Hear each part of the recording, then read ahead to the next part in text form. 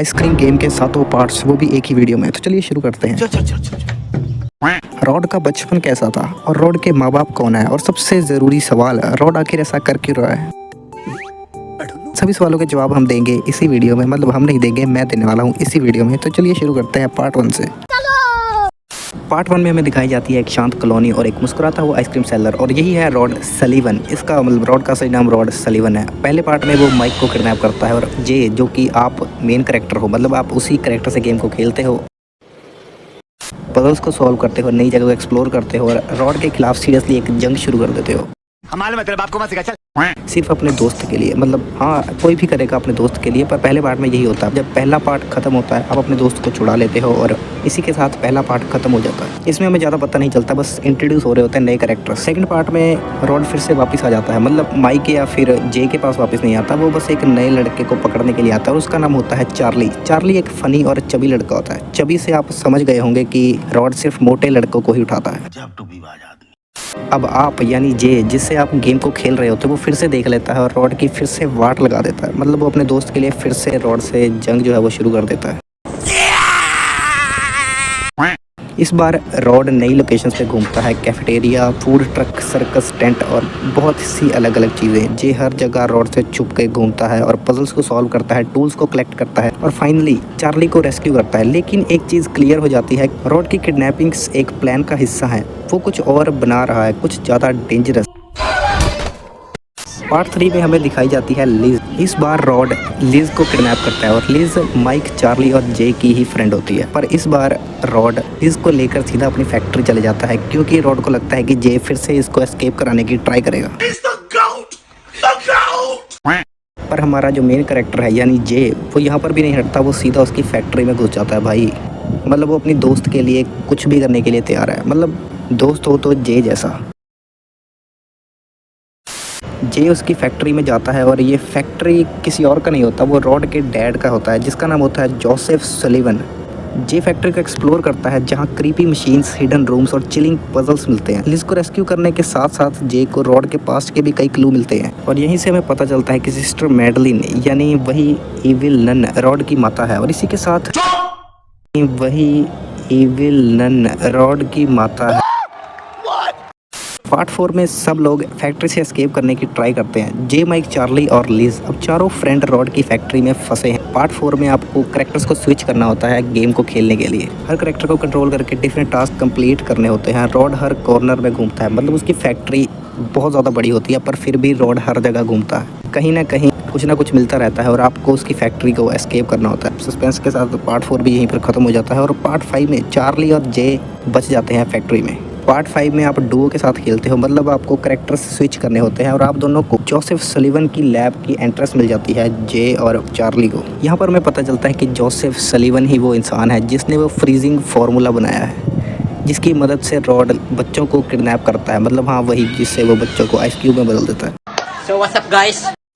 Part 5 के and में हमें रॉड का प्लान दिखता है। एक मशीन है जिसमें बच्चों को कन्वर्ट किया जा रहा है, रिवील्ड होता है, पर ये नहीं पता चलता कि बच्चों को वो एक्चुअल में कर क्या रहा है। बस यही पता चलता है कि वो एक मशीन बना रहा है जिसमें बच्चों का कोई काम है। पार्ट 6 में लैब का डार्क सच पता चलता है। रॉड की फैक्ट्री के नीचे छुपी है एक अंडरग्राउंड लैब। ये वही लैब है जहाँ रॉड के बाप, मतलब हाँ उसका बाप ही है भाई, उसने कभी उसे अच्छे से ट्रीट नहीं किया, तो हाँ मैं ऐसे बोलूँगा। ये वही लैब है जहाँ पर रॉड चाहता है कि अपने बाप को समहाउ प्राउड फील करवा सके, कि एक ऐसी मशीन बनाना चाहता है जो उसे परफेक्ट ह्यूमन बनाए। चार्ली और जय अलग हो जाते हैं, और हर किसी को अपना पाथ पता होता है, और सब लोग अपनी पजल्स को जो है वो सॉल्व करते हैं। भाई ने बोला करने का तो करने का। रॉड का ऑब्सेशन अब मैडनेस में बदल चुका होता है। गेम के आखिरी पार्ट में हमें दिखता है कि सभी फ्रेंड्स एक हो जाते हैं, जे, चार्ली, माइक और लिज। उनका मिशन बस एक ही होता है कि रॉड के फाइनल प्लान को डिस्ट्रॉय करना। रॉड की मशीन ऑलमोस्ट रेडी होती है, वो छोटी बच्चों की एनर्जी को यूज करके सुपर बीइंग बनने ही वाला होता है। जे और उसके दोस्त उस प्लान को फेल कर देते हैं, उसकी मशीन को डिस्ट्रॉय कर देते हैं, और रॉड की यहीं पर मौत हो जाती है। मतलब मौत नहीं कह सकते, पर वो फैक्ट्री ब्लास्ट हो जाती है, और एंड में एक लास्ट मैसेज मिल जाता है कि रॉड तो सच में खत्म हो गया, लेकिन उसके जैसे मॉन्स्टर्स शायद अभी भी कहीं छुपे हो सकते हैं। अब हम बात करते हैं रॉड के बचपन की। रॉड का असली नाम जो था वो मैंने पहले ही बताया था आपको, पर मैं फिर से बता देता हूँ। रॉड का असली नाम होता है रॉड सलीवन। वो एक छोटा चबी लड़का होता है जिसे हर जगह लोग बुली करते हैं और उसकी बॉडी, उसकी आवाज़, सब पे लोग हंसते हैं। पर सबसे ज़्यादा पेन उसे मिलता है अपने घर से। उसकी माँ, जिसका नाम होता है सिस्टर मैडलिन, एक रिलीजियस और स्ट्रिक्ट वुमेन। उसके लिए रॉड एक एम्बेरसमेंट था। और जब कोई पराया आपको कुछ कहता है तब शायद इतना बुरा ना लगे, पर जब कोई अपना ज़रा सा भी कह दे, हम वो बात पूरी ज़िंदगी याद रखते हैं। रॉड को प्यार की जगह सिर्फ अब्यूज़ मिला था और धीरे धीरे उसका दिल पत्थर बन चुका था। और उसका दिल पत्थर कैसे है ये सबको पता है। यहाँ से हमें पता चलता है कि रॉड चबी बच्चों से नफरत क्यों करता है। वो समहाउ अपने पेरेंट्स को ही खुश करना चाहता है परफेक्ट ह्यूमन बीइंग बनने पर।